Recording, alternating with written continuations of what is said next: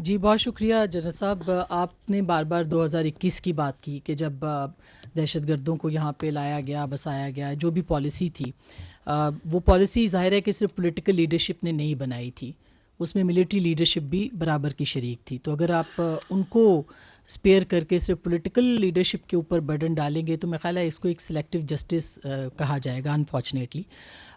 ساتھ ہی ساتھ اگر اس طرح کے کرائمز دنیا میں کہیں ہوتے تو وہ وار کرائمز میں آتے. اس کا کب تک باقی سب کا کب احتساب کیا جائے گا، یہ ایک اہم سوال ہے. اور ساتھ ہی ایک اور مختصر سی بات کہ ایک صوبے کے چیف ایگزیکٹو ہیں، وہ کہتے ہیں بار بار کہ آپریشن نہیں ہونے دیں گے، اور آپ کہتے ہیں کہ ظاہر ایک ڈفرینس آف اوپینین ہے، وہاں پہ ایک ول پاور ہے، پولیٹیکل ول وہاں موجود نہیں ہے. پھر آپ کس طرح سے آپریشن لانچ کریں گے، یا جو انٹیلیجنس بیسڈ آپریشنز ہیں ان کو کس طرح سے آپ پھر کنڈکٹ کریں گے؟ اچھا، پہلے میں دوسرے سوال کا جواب دے دیتا ہوں. اب وہ تو کہہ رہے ہیں کہ آپریشن نہیں ہونے، آج کہہ رہے ہیں، وہ تو پتہ نہیں کب سے کہہ رہے ہیں. وہ کہتے ہیں ہمارا لیڈر کہہ رہا ہے. آپریشن ہو رہے ہیں نا، ایز آف ٹوڈے بھی ہو رہے ہیں. بیکاز دی سیکورٹی، میں نے اب پہلے بار بار کی، کچھ چیزیں فنڈامنٹلز ہیں جن کے اوپر کوئی کمپرومائز نہیں کیا جا سکتا. The territorial integrity and the security of the state,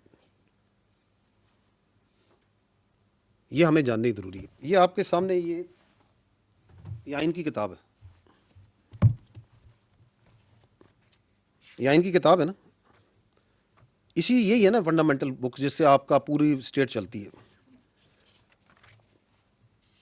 اس میں فریڈم آف ایسوسیشن ہے آرٹیکل 17، جہاں پولیٹیکل پارٹیز کا ذکر ہے، ایسے ہی ہے نا. اس میں بھی لکھا ہے every citizen not being in the service of Pakistan shall have the right to form be a member of a political party subject to any reasonable restriction imposed by law in the interest of the sovereignty اور integrity of Pakistan. یہ آئین کہتا ہے کہ کوئی قانون، کوئی political, کوئی ایسوسیشن، کوئی فریڈم آف ایکسپریشن جو سی ہے وہ پاکستان کی سوورینٹی اور انٹیگریٹی کے منافی نہیں ہو سکتی. یہ میری بہن کہتا ہے یا نہیں کہتا ہے؟ ہم نے جو اوتھ لی ہے اس ملک کی سوورینٹی انٹیگریٹی کی لی ہے یا نہیں لی ہے؟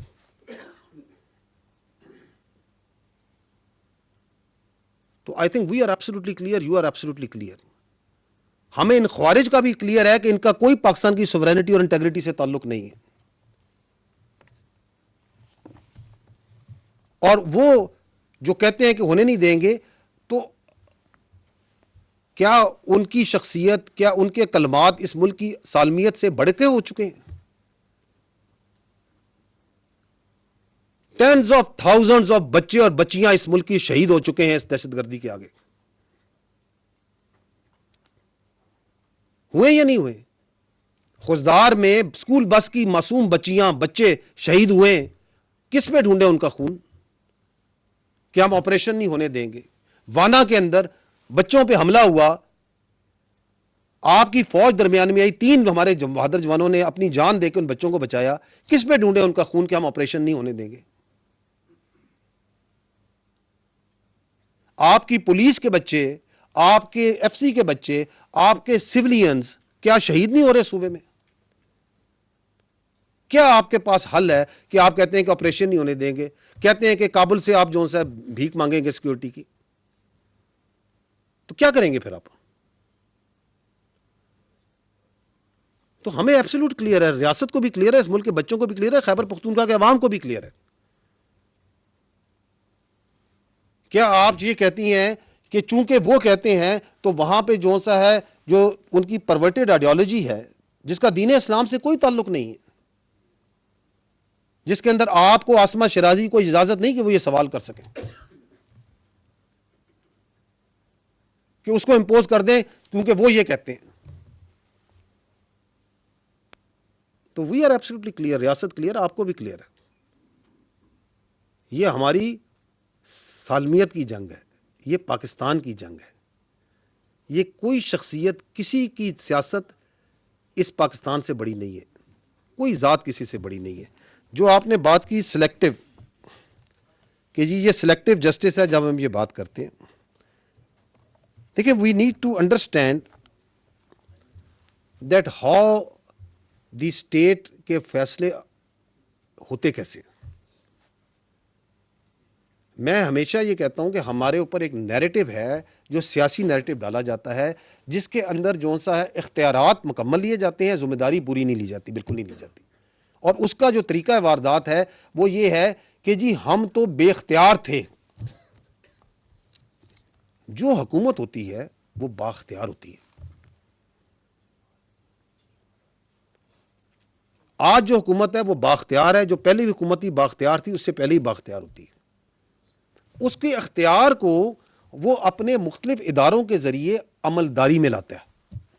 One of the organization, one of the institution of the implementation of the writ of the state is the army. ایک FBR بھی اس کا ادارہ ہے, ایک اس کا ادارہ جو سا ہے آپ کی پولیس بھی ہے, اس کے اندر منسٹری آف انٹیریئر بھی ہوتی ہے, اس میں ایجوکیشن ڈپارٹمنٹس بھی ہیں, اس میں ریلیجس ڈپارٹمنٹ بھی ہوں گے. دیر آر ملٹیپل آرگنائزیشنز جو ریٹ آف دی اسٹیٹ کو قائم کرتے ہیں. ہمارے ملک میں تو انفارچونیٹلی یہ جو ادارے ہیں یہ اس طرح بااختیار نہیں جیسے ہونے چاہیے, because of the politicization that have crept into them over a period of time. کیا آپ کی اداروں میں سیاست آ چکی یا نہیں آ چکی, اس میں سیاسی عملداری ہے یا نہیں ہے؟ دل پہ ہاتھ رکھ کے بتائیں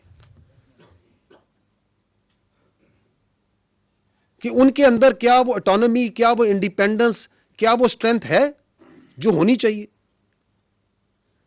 تو یہ تو ایک بڑا مذاق خیز بیانیہ ہے کہ جی ہم تو کوئی فیصلہ ہی نہیں کرتے, ہم تو بے اختیار ہیں اور یہ سارے فیصلے کرتے ہیں.